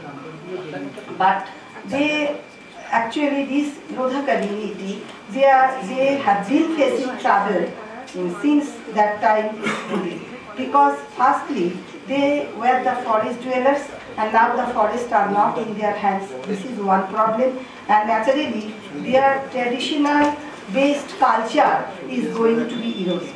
So for government's upliftment, in the year 1975 to 79, during the time of fifth five-year plan, this tribal group was again identified as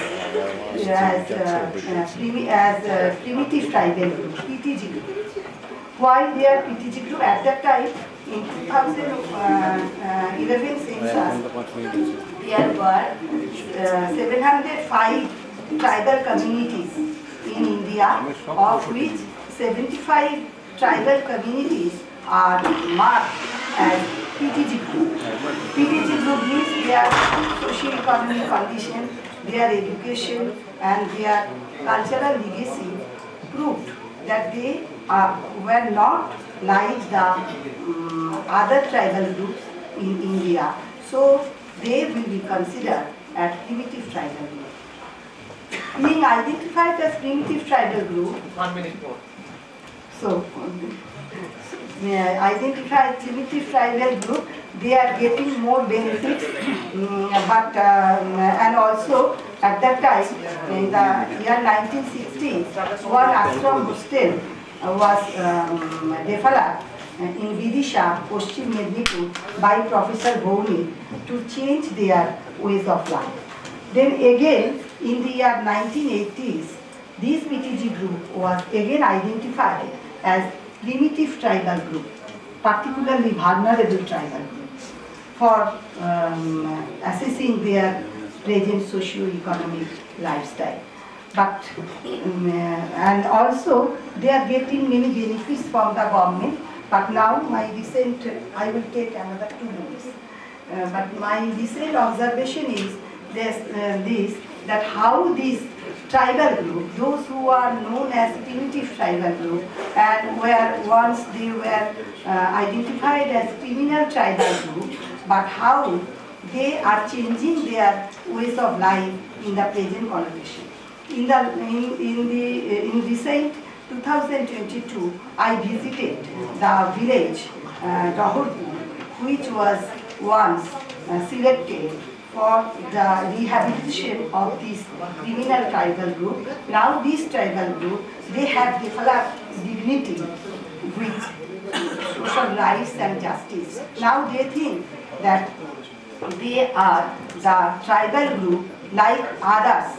Others means Kol, Munda, Bhumij, Haria, those who are also in that particular area.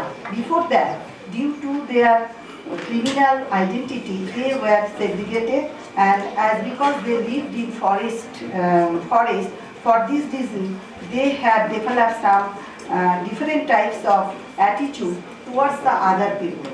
But gradually, they have changed. They have traveled their life from criminal tribe to settled agriculturalist, and now they think that they are not only the tribal people, those who live in isolated way, but they are also the people of others by getting the benefits from the state government and the central government, and especially the 100-day work. They are all the tribal peoples, they are working together. And previously there was attached labor, but now the systems of attached labor system has already been reformed. So in this way, the criminal tribe, now they have developed the dignity and they think that they are not the tribal people, they are also the people of the nation, of the country as well. Thank you very much. In Bengali homes, bhalo chele, mondo chele, bhalo chhatro, mondo chhatro, these are normally being used. These labels harm the effectivity and the question of development of a particular person. A person is neither good nor bad. Probably is a combination of both. So the case of lothers, they are told to be criminal types. So this kind of labeling worked also with third gender categories, people of third gender. So, Shobita Manna brought in this case, based on fieldwork. Thank you to that. Let me now switch over to the last speaker of this panel. We have Professor Ruby Shai, former Professor of Sociology of Jadavpur University, former Dean of Arts, Jadavpur University, and currently she is Emeritus Professor at Amos University. Professor Shai is an expert on religion, so probably she is going to talk on religion and development with dignity. I am very much delighted to present here something on religion religion and development with dignity. So I am very much also glad that Professor Anirban has invited me to deliver something here for a long time, and I have already sent my PPT, but due to technical glitch, it is not possible. So I will read out something, but before talking anything about religion, I can say that religion is something which has been ignored for last 50 years. Religion is part and parcel of our life, but it has been ignored in our sociological area also, sociological arena also. And the thing is that it is sociology, and this sociology emerged from religious ideas. As you have seen that our forefathers, especially the great stalwarts like Emil Durkheim, who first wrote a book, Elementary Forms of Religious Life, and that was marvelous in the context of our sociological arena, but it was totally ignored. We were more concentrated on his ideas on Durkheim, suicide, and social facts, and so many things. But we have ignored this idea of religious studies, though sociology has emerged from these religious ideas. And again, when Max Weber talked about Protestant ethics and spirit of capitalism, we also never talked about this. We only talked about Max Weberian authority, bureaucracy, and so on. But his famous book, Religion of China, Religion of Hindu, Religion of India, and especially Protestant ethics and spirit of capitalism, these books, actually got some importance in the sociological field in Western society, and you know very well that we adopted this kind of ideas from the Western sociologists indeed, but we never applied this in our Indian context. Few Indian sociologists work on it, like G.S. Ghure, and in West Bengal, Professor Shakul Pramani, but that was ignored. That was not getting some highlight, and it was totally ignored. So, after Durkheim and Max Weber, I can say that then other thinkers came and they have developed the ideas of religious studies. They have included different sorts of ideas. As you know very well, Robert Bella talked about civil religion. And here, it is a marvelous thing that he first uttered the term civil religion. So religion is part and parcel of all social being, or especially all human beings and all countries in the world. But it was ignored. But when Robert Bella talked about civil religion, we were a little bit interested on it. And further, Habermas talked it from his theoretical perspective. And when Habermas talked about religion, and then we are a little bit concerned about that. But even in the meantime, we never thought about Marxian idea on religion because it was our great fault that Marx uttered religion as very much imagination or utopian, in fact utopian. So we are marched into Marxian views. We never thought that there are certain kinds of important things that we can think about that. So, but that's why religion was neglected. And under these circumstances, as sociologist, I thought that religion is so much important, and I established one center for the study of religion and society in Jadavpur University in 2011, and this is first of its kind in South Asia. And I thought, and continuously since then, I'm working on religious aspects of our life, especially sociology of religion. After my work, and when many scholars came on the basis of this study, say they are now introducing their ideas in different colleges and universities, and that's why sociology of religion is little bit important nowadays, though it has not getting that status which it requires at this moment. So under these circumstances, I can say and you know very well that why religion is very, very important. I think this kind of consciousness has been very much important because of some events, as you know very well, 9/11 attack in USA in 2001, and then Bali attack, then Taj attack, and so many events, has raised even in recent times, Khagragarh attack, Dhulagarh attack, Degonga attack, and so many attacks, these events actually prompted us to think about religious side of our society, especially for the sociologists and our next generation sociologists. So we are again very much aware that a new kind of consciousness has been arising among us, and from this new kind of consciousness we can say that the study of religion is very important, and there are so many figures,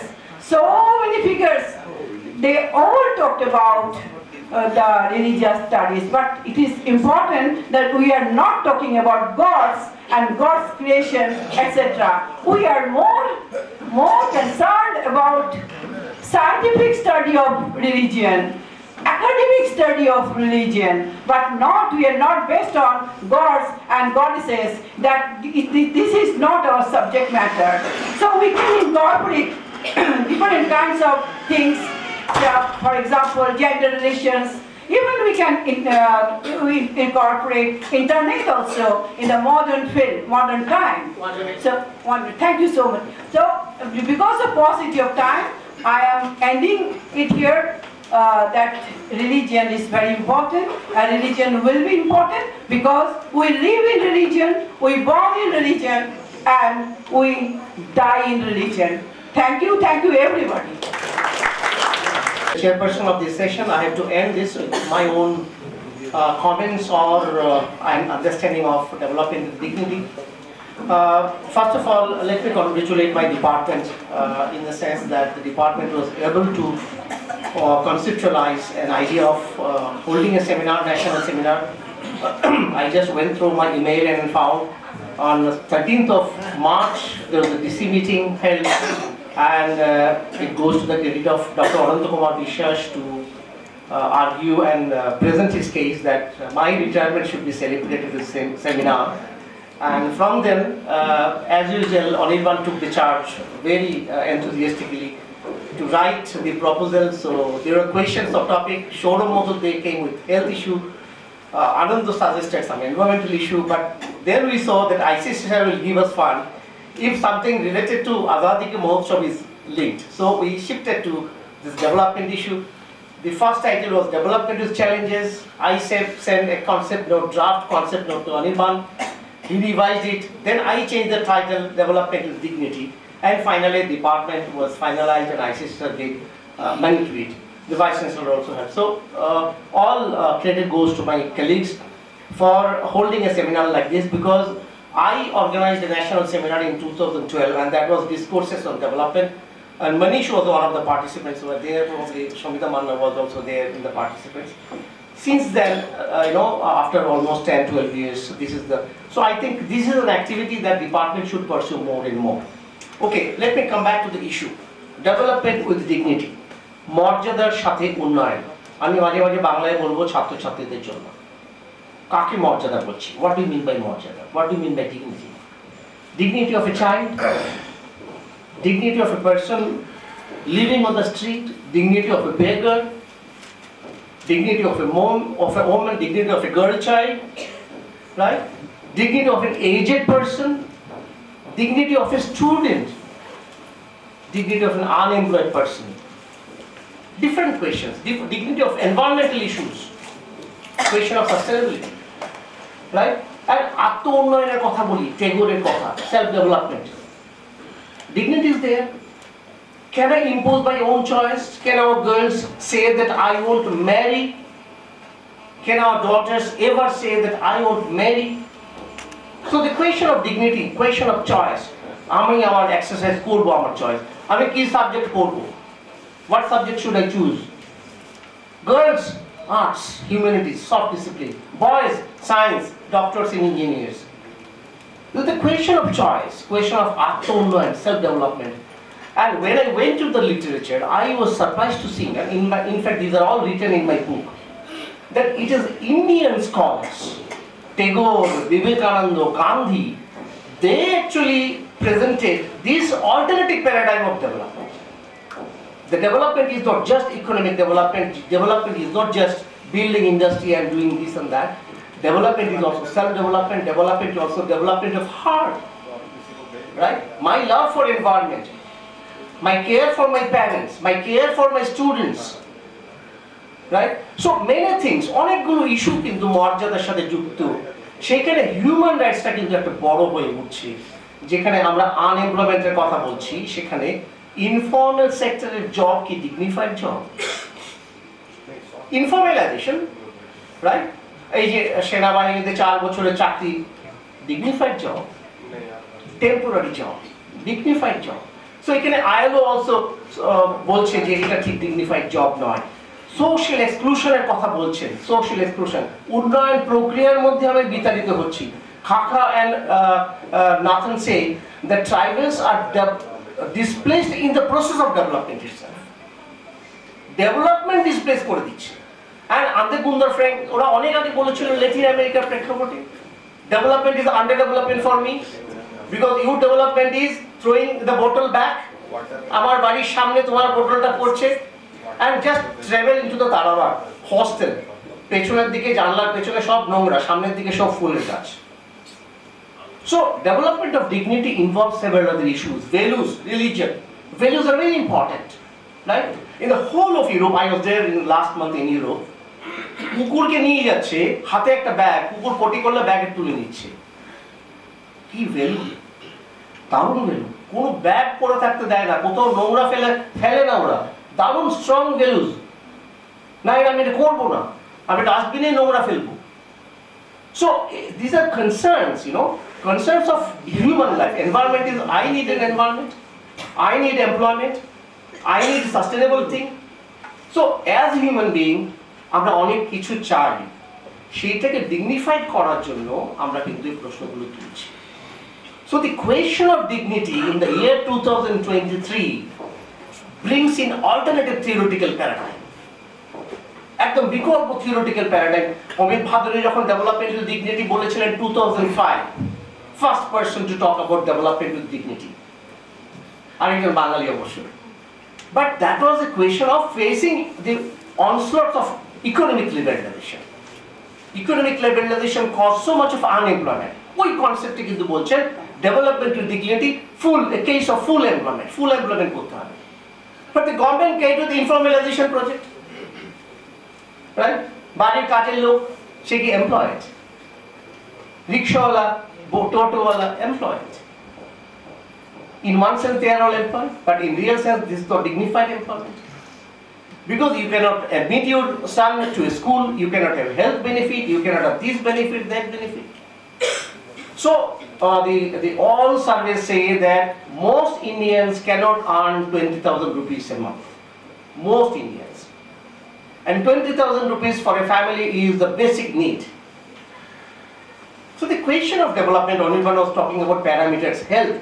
Yeah, certain things are qualitative. Manish was talking about happiness, yes, qualitative. But certain things are quantitative also.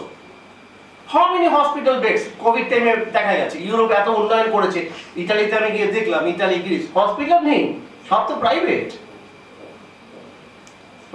Public hospital নেই, public বিশ্ববিদ্যালয় নেই। এই যে প্রাইভেটাইজেশনের প্রশ্ন আসছে, the question of dignity. If I ask my students to pay 3 lakhs per semester, how many of my students will pursue sociology? And of us they take 1,50,000 per semester. So the question of dignity is also required. I do not have the choice. If you restrict choice, you are not allowing a person to develop his or her capacity. Amartya Sen talked about capacity development. সেখানে কিন্তু capacity, health, education and dignity becomes important. So all kudos to my colleagues, to all those who planned it, including myself. I was a part of the department then planning a seminar, asking for money. So thank you very much for listening to us in this panel. Thank you to all panelists for bringing in several issues, from environment to agriculture to tribal issues and a question of religion. The lunch is probably waiting for all of us. Thank you very much. Manager sir to kindly distribute the certificates to delegates.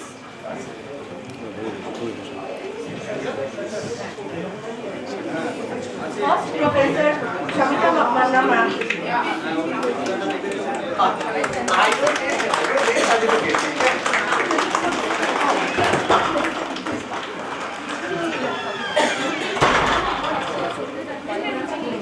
Next, Professor Ruby Sai ma'am.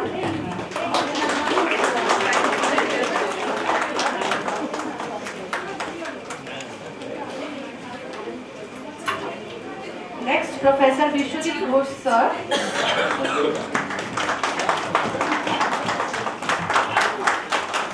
এটা অনির্বাণের হাতের লেখা হলে খুব ভালো হতো। His handwriting is excellent. আমি বলবো তুমি তোমার হাতের লেখায় লিখে নামাই। Next, Professor Apurva Ratan Ghosh sir.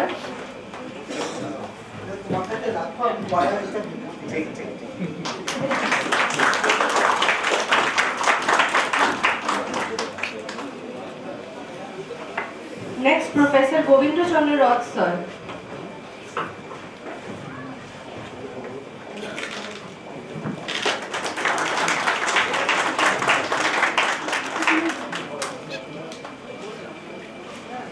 We don't need all these certificates now. 3 of us. We are retired. That's the recognition. Yeah. So let's call it a day. I thank all those who have come to the plenary section and given us their valued opinion, their valued contributions. and I would also like to say that we would like to publish their works in written form.